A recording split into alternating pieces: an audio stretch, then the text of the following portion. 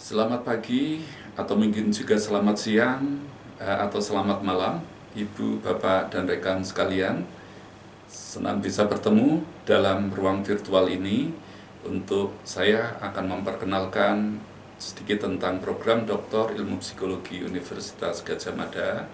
Lebih khusus lagi adalah tentang kurikulum tahun 2020.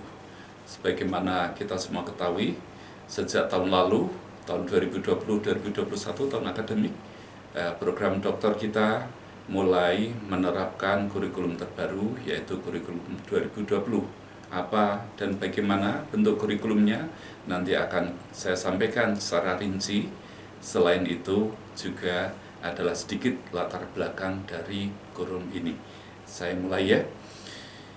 Pertama, saya ingin menunjukkan bahwa program Doktor Ilmu Psikologi UGM ini memiliki sejarah yang sangat panjang, lebih panjang dari usia Fakultas Psikologi itu sendiri. Dan dari sejarah yang panjang ini, perkembangan atau pengembangan secara berkelanjutan dilakukan, yang berujung terakhir ini adalah pengembangan kurikulum 2020. Pertama, perlu kita semuanya ketahui atau barangkali sedikit kejutan untuk kita, bahwa sebenarnya UGM sudah meluluskan doktor pertama dengan disertasi di bidang kajian ilmu psikologi, sekalipun doktornya masih disebut sebagai doktor ilmu pendidikan, yaitu yang dilakukan oleh Dr. Busono Wiwoho yang menempuh ujian terbuka pada tanggal 17 Desember tahun 1959, 6 tahun sebelum Fakultas Psikologi sendiri berdiri. Dr. Busono Wiwoho ini mengerjakan disertasinya, riset disertasinya di bawah bimbingan Profesor Dr. Kurt Danziger, yaitu pendiri salah satu dari perintis berdirinya Fakultas Psikologi UGM. Dan Profesor Kurt Danziger ini saat ini masih hidup, barangkali, beberapa waktu terakhir ini belum ada konfirmasi, tapi sampai tahun 2015 beliau masih hidup dan tinggal di Kanada. Profesor Kurt Danziger ini adalah guru besar yang ditunjuk oleh pemerintah Indonesia untuk merintis berdirinya Fakultas Psikologi, ketika itu masih disebut sebagai Seksi Penyelidikan Psikologi. Dan pengukuhan guru besar beliau dilakukan di UGM, dikukuhkan oleh UGM pada tahun 1958. Jadi Profesor Kurt Danziger ini bukan guru besar tamu. Beliau memang guru besar UGM, ditunjuk, ditugasi untuk merintis berdirinya Fakultas Psikologi. Salah satu murid pertama beliau adalah Dr. Busono Wiwoho, yang di bawah bimbingan beliau kemudian melakukan riset dan menghasilkan disertasi dengan judul Penggunaan Analisa Psikometris pada Penyelidikan mengenai beberapa aspek sikap pelajar-pelajar SMA di beberapa kota di Indonesia. Bagi kita saat ini barangkali riset ini sudah termasuk riset yang banyak dilakukan, umum dilakukan, namun ketika itu masih merupakan topik yang sangat baru, sehingga di dalam salah satu korespondensi Profesor Danziger dengan salah satu guru besar kita, Profesor Diki Hastjaryo, pada tanggal 27 Desember 2013 misalnya, beliau menyebutkan bahwa dari sudut pandang historis ini, penelitian yang diajukan oleh Dr. Busono Wiwoho ketika itu dipandang sebagai penelitian yang kontroversial oleh beberapa guru besar senior di UGM. Jadi bisa dikatakan bahwa penelitian doktoral dari Dr. Busono Wiwoho adalah sebuah penelitian yang memiliki terobosan besar ketika itu. Dari akar sejarah ini, pengembangan terus dilakukan sampai pada tahun 1977 UGM menetapkan kebijakan dalam bentuk berdirinya lembaga pendidikan doktor, dan pendidikan doktor dikelola pada tingkat universitas dengan tujuan untuk lebih meningkatkan kualitas penyelenggaraan program pendidikan doktor, merespon berbagai kebutuhan yang ada di masyarakat. Salah satu atau lulusan yang pertama dari program Lembaga Pendidikan Doktor ini adalah Dr. Siti Rahayu Haditono, yang kemudian kita kenal sebagai Profesor Dr. Siti Rahayu Haditono, almarhum. Beliau sudah meninggal beberapa tahun yang lalu. Salah satu perintis dari bidang psikologi perkembangan di Indonesia. Beliau melakukan ujian terbuka pada tanggal 20 Agustus tahun 1979 dengan mengajukan judul disertasi berjudul Achievement Motivation, Parents Educational Level, and Child Rearing Practice in 4 Occupational Groups. Penelitian beliau dibimbing oleh promotor Profesor Dr. Masrun dengan co-promotor Profesor F.J. Mons dari Radboud University of Nijmegen, atau yang dulu hanya disebut sebagai University of Nijmegen. Gambar di kanan ini menunjukkan ujian terbuka Dr. Siti Rahayu Haditono diselenggarakan di, kita semuanya barangkali mengenal, Balai Senat UGM, sebuah ruang yang sangat bersejarah dan sangat berwibawa. Di foto ini Dr. Siti Rahayu Haditono sedang menerima ijazah dari ketua sidang yang barangkali adalah rektor UGM ketika itu. Pengembangan dilakukan secara terus-menerus. Yang penting tentu salah satunya adalah pengembangan kurikulum. Dari sejak kurikulum formal yang pertama tahun 1977, setidaknya adalah ini yang terdokumentasi dengan baik, di mana pada kurikulum ini program doktor bisa ditempuh melalui 3 jalur alternatif bagi mahasiswa. Yang pertama adalah melalui jalur pendidikan penuh, atau barangkali sekarang kita sebut sebagai jalur pendidikan doktor berbasis kuliah, doctorate by course, di mana mahasiswa harus menempuh sejumlah mata kuliah dan mengikuti ujian. Kelulusan dari mata kuliah ini merupakan syarat bagi mahasiswa untuk bisa mengikuti ujian komprehensi, yang kemudian baru bisa melakukan penelitian disertasi setelahnya.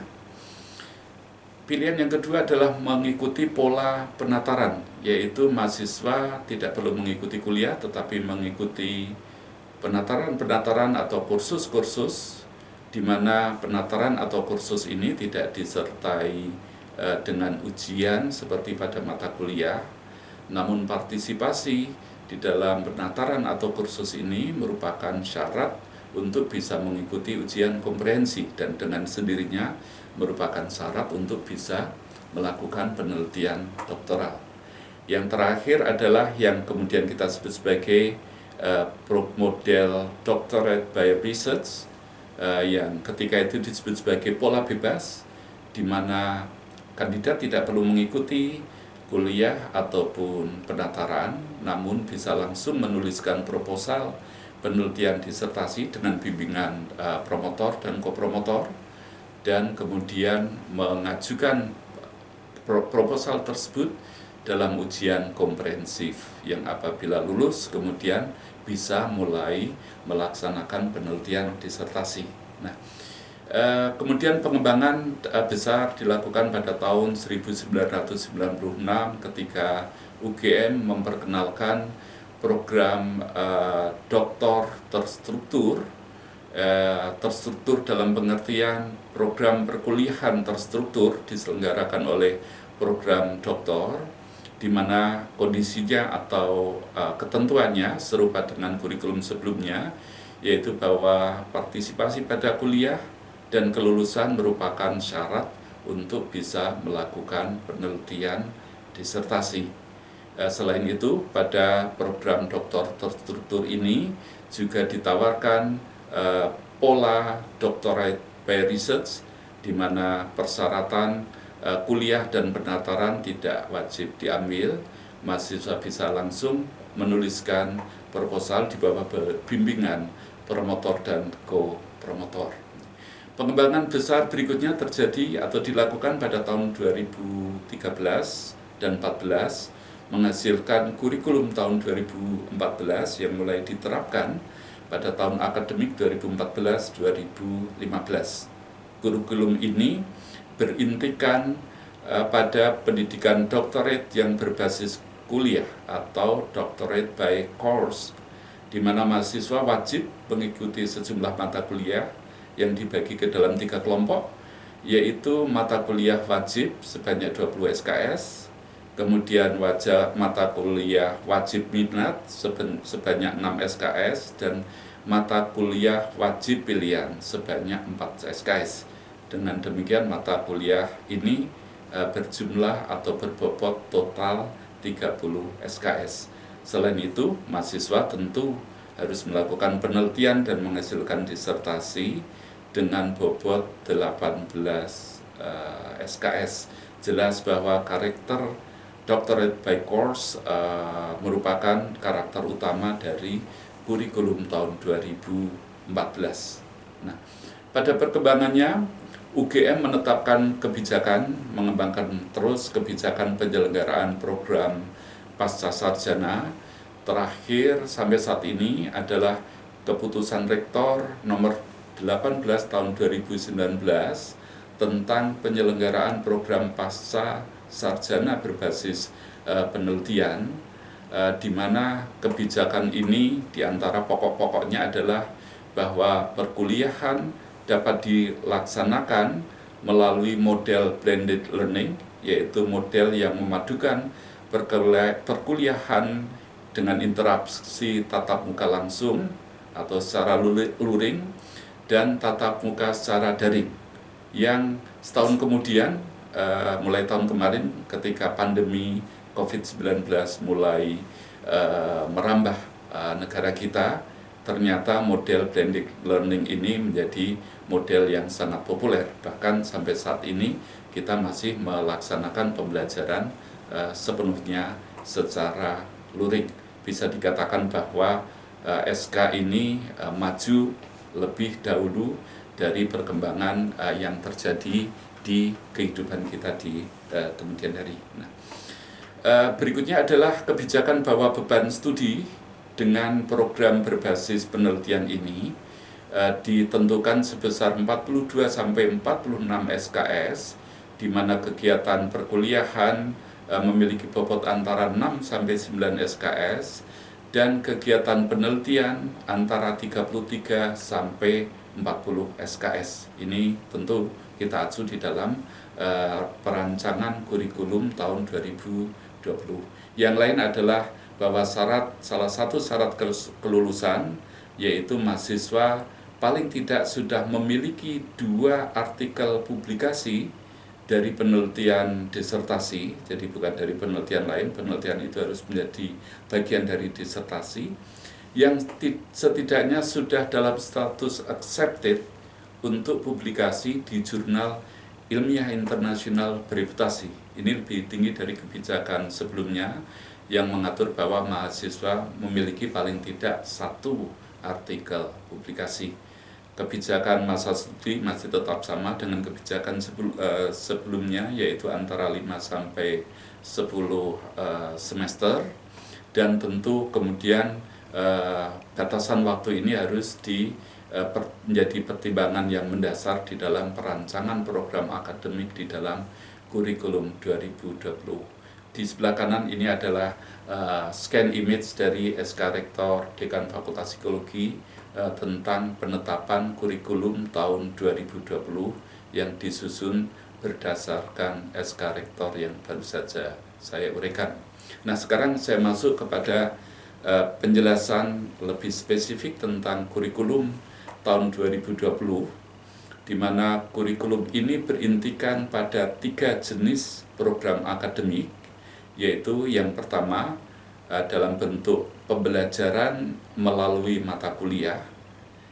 Kemudian yang kedua adalah program akademik dalam bentuk pembelajaran terstruktur non mata kuliah, artinya mengikuti pembelajaran terstruktur tetapi tidak dipertimbangkan sebagai mata kuliah karena tidak diberi bobot SKS atau berbobot 0 SKS, dan tidak dilakukan evaluasi sumatif untuk menentukan nilai dan status kelulusan.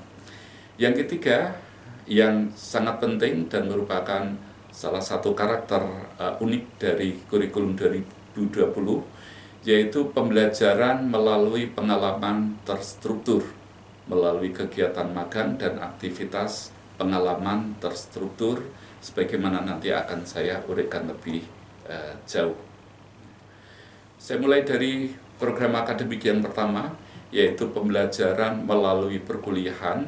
Ada 3 bentuk metode yang kita pergunakan, yaitu yang pertama kuliah intensif, di mana materi disampaikan tidak dalam jadwal sekali per minggu seperti pada kuliah reguler selama 1 semester penuh, tetapi materi perkuliahan disampaikan dalam blok waktu, bisa dalam 1 blok waktu atau bisa dibagi dalam 3 blok waktu, misalnya di awal, di tengah, dan di akhir semester, di mana di antara 2 blok waktu ini mahasiswa mendapatkan tugas untuk menerapkan apa yang dipelajari, dan tugas tersebut harus dipaparkan pada blok berikutnya dan diberikan masukan-masukan oleh dosen pengampu dan rekan mahasiswa yang lain. Ini adalah bentuk kuliah intensif. Yang kedua adalah kuliah reguler. Ini dalam bentuk partisipasi secara sit-in di mata kuliah yang diselenggarakan oleh program studi lain di Fakultas Psikologi UGM, yaitu program studi sarjana, program studi magister psikologi, dan program studi magister psikologi profesi. Partisipasi sit-in ini tidak mewajibkan mahasiswa untuk mengikuti ujian, baik ujian tengah semester maupun ujian akhir semester, dan karenanya kemudian tidak disertai dengan evaluasi kelulusan. Dan sebagai catatan, sekali lagi, kuliah reguler tidak diselenggarakan oleh program Doktor Ilmu Psikologi sendiri, tetapi diselenggarakan oleh program studi yang lain. Yang ketiga adalah melalui studi mandiri, di mana bentuk dari studi mandiri ini adalah pertemuan individual atau pertemuan kelompok kecil antara dosen dengan mahasiswa, dan dilakukan sepanjang semester, tetapi tidak secara reguler seperti kuliah reguler dalam jumlah yang juga berbeda dari kuliah reguler, tetapi dengan satuan bobot yang disetarakan dengan bobot SKS reguler. Studi mandiri ini diselenggarakan sesuai dengan kebutuhan mahasiswa. Nah, di gambar sebelah kanan ini adalah contoh kursus intensif yang kita selenggarakan, di mana sebagian dari materi kursus intensif itu bisa kita buka untuk partisipasi umum, namun sebagian yang lain kita selenggarakan secara tertutup khusus untuk mahasiswa kita sendiri, di mana di dalam pertemuan yang tertutup ini supervisi yang intensif diberikan oleh dosen terhadap mahasiswa kita sendiri. Nah, ada 3 mata kuliah yang mengisi program akademik pembelajaran melalui perkuliahan, yaitu kajian literatur sistematik, di mana mahasiswa diperkenalkan dengan berbagai metode untuk dan standar untuk melakukan kajian literatur sistematik dengan bobot 2 SKS, dan mahasiswa diwajibkan menghasilkan output dalam bentuk artikel publikasi. Proses supervisi untuk menghasilkan artikel publikasi dari kajian literatur sistematik ini dilakukan baik oleh dosen pengampu pada mata kuliah ini maupun oleh tim promotor. Sebagian dari materi perkuliahan kajian literatur sistematik ini kita juga buka untuk partisipasi masyarakat umum. Sebagian yang lain secara tertutup khusus untuk mahasiswa kita sendiri untuk memungkinkan supervisi yang intensif. Mata kuliah yang kedua adalah metodologi penelitian kuantitatif dan kualitatif sebesar 6 SKS dengan total ada 12 modul mata kuliah, 6 untuk masing-masing metode, dengan ketentuan bahwa mahasiswa memilih sebagian atau dari modul-modul tersebut dengan ketentuan untuk metodologi utama, misalnya metodologi kuantitatif, maka mahasiswa harus menempuh setara dengan 2/3 dari bobot SKS total atau sebesar 4 SKS. Sementara pada metodologi pilihan kedua, mahasiswa wajib mengikuti 1/3 dari 6 SKS. Dengan demikian, mahasiswa memiliki bekal yang memadai baik pada metodologi utama yang dipilihnya maupun pada metodologi kedua. Dengan demikian, sekalipun tidak menerapkan misalnya metodologi penelitian kuantitatif karena disertasinya menggunakan metodologi kualitatif, mahasiswa yang bersangkutan masih memiliki kemampuan untuk memahami dan untuk mengapresiasi dan untuk memanfaatkan sebesar-besarnya hasil-hasil penelitian yang menggunakan metode yang tidak dipilihnya, misalnya metode kuantitatif dalam hal ini. Kemudian yang ketiga adalah metodologi penelitian campuran dan majmuk. Ini sifatnya wajib bagi seluruh mahasiswa. Kita selenggarakan dalam bentuk kursus intensif sebagaimana pada kajian literatur sistematik. Sebagian ini juga kita bukakan untuk partisipan umum dan sebagian yang lain khusus untuk mahasiswa kita sendiri. Ini adalah sekali lagi 3 mata kuliah di dalam kelompok program akademik pembelajaran melalui perkuliahan dengan total 10 SKS. Program akademik yang kedua adalah pembelajaran terstruktur non-mata kuliah, di mana tidak ada bobot SKS atau bobot SKS 0. Ada 5 bentuk program di sini, yaitu yang pertama, kode etik penelitian dan etika publikasi. Ini wajib bagi seluruh mahasiswa, diselenggarakan dalam bentuk kursus intensif dan lokakarya, misalnya lokakarya untuk penulisan informed consent, dan berbagai seminar tentang etika penelitian dan etika publikasi yang diselenggarakan oleh unit-unit penelitian yang ada di Fakultas Psikologi.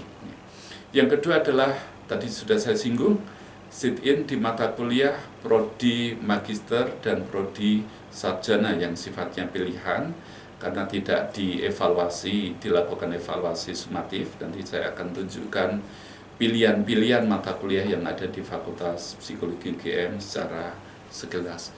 Yang ketiga adalah perkembangan mutakhir riset bidang ilmu. Fakultas Psikologi UGM memiliki 7 kelompok bidang keahlian atau dulu disebut sebagai bagian, sekarang kita sebut sebagai kelompok bidang keahlian, yaitu mental, neural, dan perilaku. Kemudian kelompok bidang keahlian atau KBK Psikologi Klinis, KBK Psikologi Pendidikan, KBK Psikologi Perkembangan Sepanjang Hayat, KBK Psikologi Perubahan dan Perkembangan Organisasi, KBK Psikometrika, dan KBK Relasi Sosial. Masing-masing KBK menyelenggarakan kursus intensif dan mahasiswa hanya wajib untuk mengikuti setidaknya dua dari 7 modul kursus intensif tersebut. Kemudian berikutnya adalah proposal penelitian disertasi. Ini berisi kegiatan-kegiatan dan seminar proposal dan ujian komprehensi. Ini wajib ditempuh oleh mahasiswa. Yang terakhir adalah keterampilan menulis akademik, ini dalam bentuk pelatihan-pelatihan maupun dalam bentuk lokakarya. Ketika diselenggarakan dalam bentuk lokakarya, maka mahasiswa menandatangani semacam kontrak untuk setelah mengikuti lokakarya tersebut ada output yang nyata, misalnya output dalam bentuk chapter di dalam proposal atau chapter di dalam disertasi yang nanti kemudian akan dimonitor oleh pengelola program studi. Keterampilan menulis akademik ini wajib ditempuh, namun karena ada banyak pilihan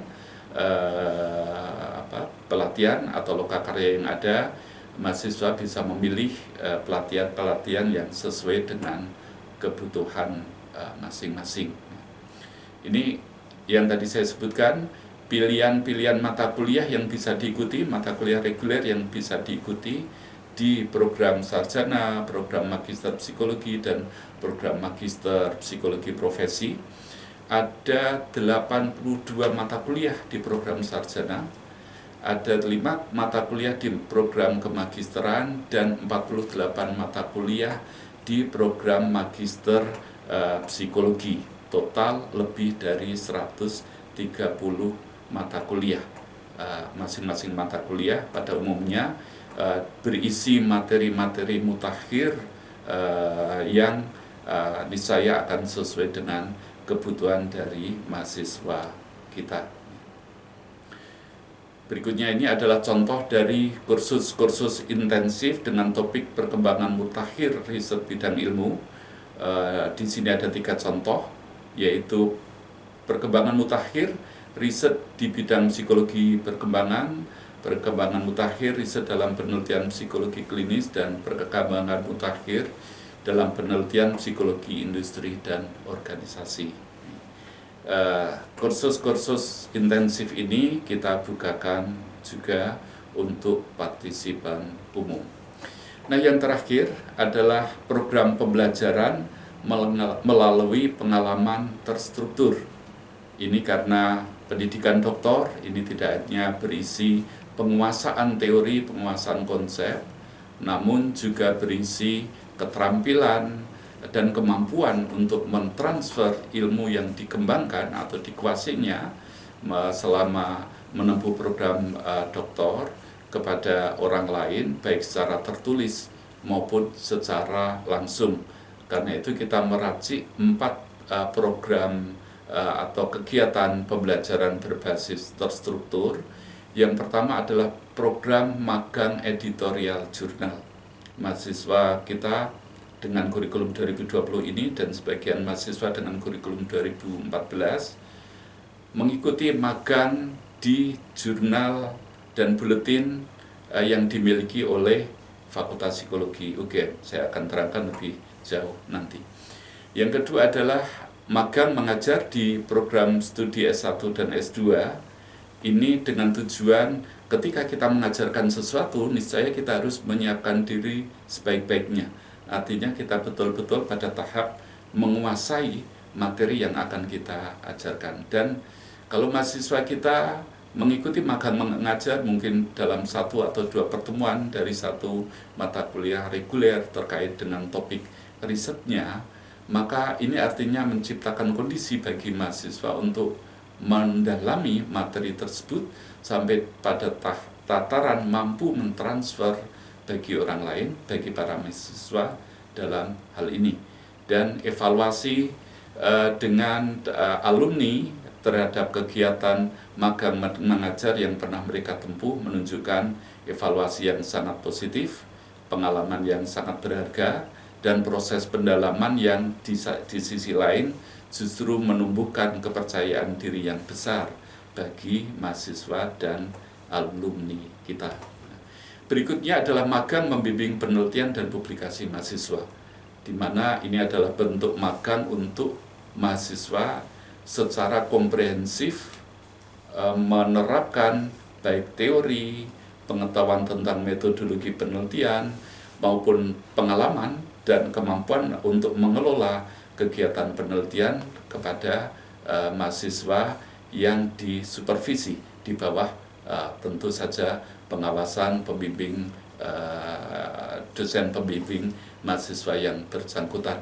Selain itu juga mahasiswa berkesempatan untuk membimbing mahasiswa membuat atau mengembangkan naskah publikasi dari penelitian skripsi atau penelitian tesisnya. Dengan demikian magang membimbing penelitian dan publikasi ini sekaligus sebuah kegiatan pembelajaran dalam tataran yang sangat tinggi bagi mahasiswa kita sendiri dengan cara yang sesuai dengan kaidah mereka sebagai pembelajar dewasa, sebagai pembelajar yang telah memiliki pengetahuan dan pengalaman yang memadai.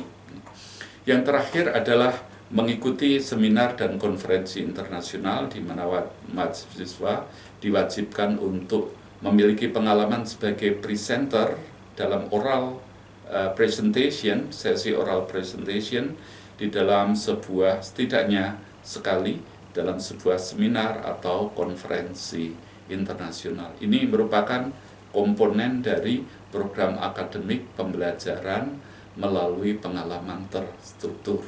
Nah, kembali kepada magang editorial jurnal, sebagaimana kita ketahui, Fakultas Psikologi UGM memiliki 4 outlet publikasi jurnal psikologi dengan status akreditasi Sinta 2, Gamma Journal of Professional Psychology dan Gamma Journal of Psychology, Gajah Mada Journal of Psychology, yang masing-masing terakreditasi Sinta 3, kalau saya tidak salah nanti bisa dicek di website masing-masing ya, di mana mahasiswa kita di bawah bimbingan reviewer yang berpengalaman dilatih untuk melakukan review, untuk mengambil keputusan terkait status penerimaan dari artikel yang dikirimkan pada salah satu dari jurnal tersebut, dan untuk memberikan masukan-masukan editorial bagi penulis yang mengirimkan naskahnya. Evaluasi dari mahasiswa kita menunjukkan bahwa ini adalah proses pembelajaran yang sangat bermanfaat, sangat insightful, dan sangat meningkatkan keterampilan serta kepercayaan diri mereka. Dan yang terakhir, tidak boleh dilupakan adalah proses melakukan penelitian, analisis data, penulisan artikel publikasi, dan penulisan disertasi itu sendiri. Khusus terkait dengan disertasi, program Doktor Ilmu Psikologi UGM menawarkan 2 alternatif format disertasi. Yang pertama adalah format monografi, yaitu format yang sudah umum kita lakukan, diterapkan, disertasi dengan 5 chapter biasanya atau 5 bab pendahuluan, bab 2 kajian pustaka, bab 3 metodologi penelitian, dan seterusnya. Selain itu, kita juga menawarkan format yang lain, yaitu disertasi berbasis publikasi. Nah, yang dimaksud dengan disertasi berbasis publikasi ini adalah disertasi di mana setiap chapter atau setiap bab yang ada di dalamnya dapat dibaca sebagai artikel mandiri, seperti sebuah artikel publikasi, baik di jurnal penelitian empirik maupun di buletin yang sifatnya review teori. Jadi masing-masing chapter adalah chapter mandiri.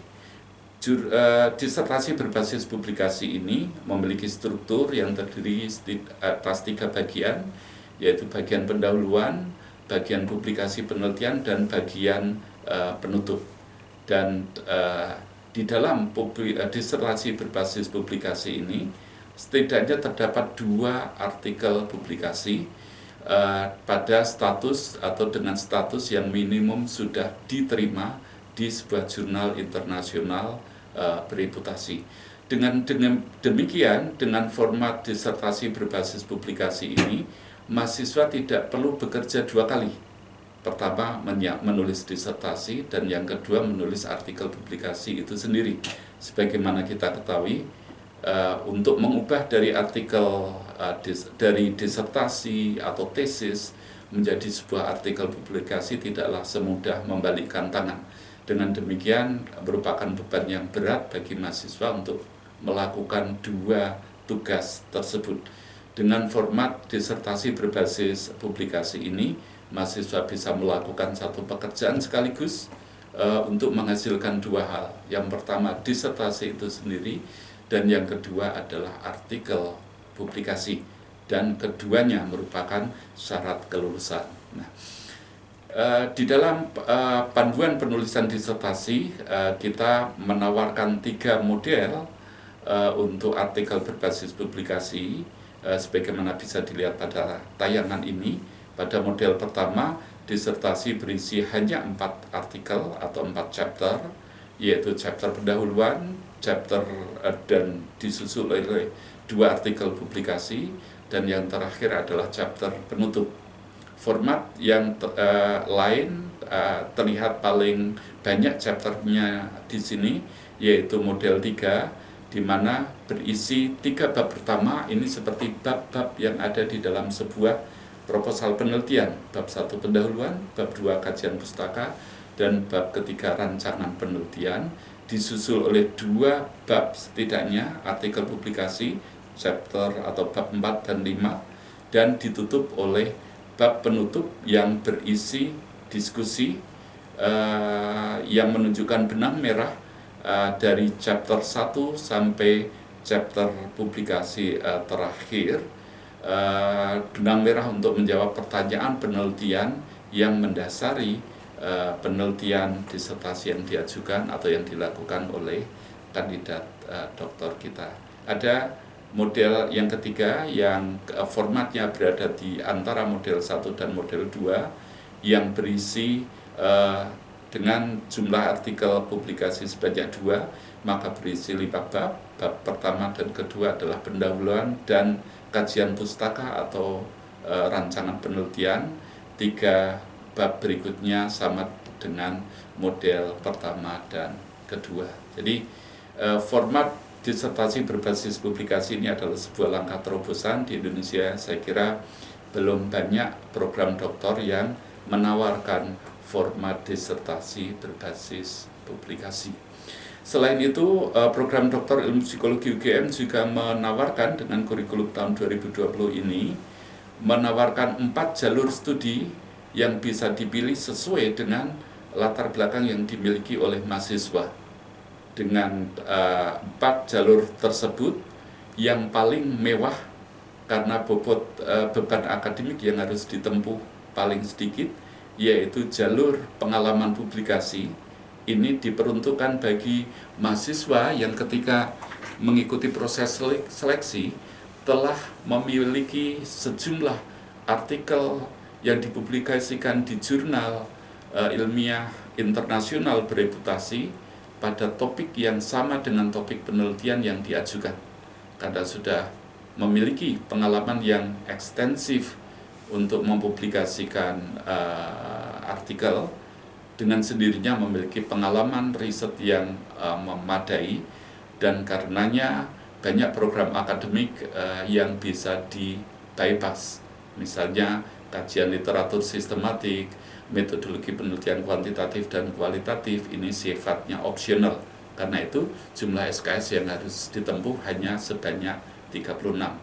Sebaliknya adalah jalur lulusan baru, di mana ketika mengikuti seleksi program doktor, calon mahasiswa ini belum memiliki pengalaman, baik pengalaman publikasi, pengalaman mengajar, maupun pengalaman mendalami metodologi penelitian. Keterangan atau penjelasan lebih jauh tentang jalur studi nanti Bapak, Ibu, rekan sekalian bisa dapatkan di website kami. Nanti bisa dipilih pada menu akademik. Di sana ada panduan akademik dan ada submenu khusus yang menerangkan atau yang berisi penjelasan tentang kurikulum tahun 2020 ini. Saya lanjut pada bagian terakhir, yaitu peta program dan aktivitas akademik. Ini juga saya kira akan terlalu berkepanjangan kalau saya uraikan di sini. Namun di sini kita bisa lihat bahwa proses disertasi yang merupakan ujung akhir dari perjalanan program menempuh program doktor ini meliputi proses penelitian, penulisan artikel publikasi, dan seterusnya, dan berujung pada ujian tertutup. Ini dirancang untuk bisa dipenuhi paling tidak pada semester ke-8, dan semester-semester sebelumnya merupakan langkah-langkah persiapan untuk itu, di mana proses seminar penelitian dan ujian komprehensif misalnya dalam format kurikulum baru ini bisa ditempuh oleh mahasiswa pada semester ketiga atau semester ke-4 paling lambat. Nah, ini saya kira penjelasan yang bisa saya berikan tentang kurikulum tahun 2020.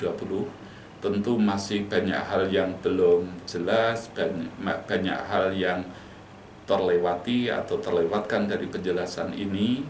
Tidak apa, kalau Bapak, Ibu, rekan sekalian memerlukan penjelasan yang lebih lanjut, Alternatif pertama adalah mempelajari melalui apa yang tersedia di website kami, doktor.psikologi.ugm.ac.id. Pada menu kurikulum dan menu akademik ada informasi di sana. Selain itu juga bisa didiskusikan pada open house yang akan kita selenggarakan pada hari Sabtu tanggal 8 Mei 2021 dari pukul 9.00 sampai 11.00 pagi hari. Silakan mendaftar dan mengikuti open house ini. Partisipasi di dalam open house ini terbuka, bebas, tanpa dipungut biaya. Informasi tentang open house ini juga tersedia di website kami atau melalui Instagram dari Promovendus Club, juga sudah didistribusikan kepada khalayak umum melalui berbagai jalur komunikasi. Kami tunggu kehadiran Bapak, Ibu, rekan sekalian. Kami tunggu pertanyaan-pertanyaan atau diskusi untuk kita bisa diskusikan pada pertemuan tersebut. Selain itu, jika dirasa masih ada hal yang perlu digali lebih lanjut, silakan menghubungi kami secara langsung. Informasi tentang nomor kontak dan alamat email ada pada website kami, doktor.psikologi.ugm.ac.id. Saya cukupkan sekian. Terima kasih. Ada kurangnya mohon maaf. Assalamualaikum warahmatullahi wabarakatuh.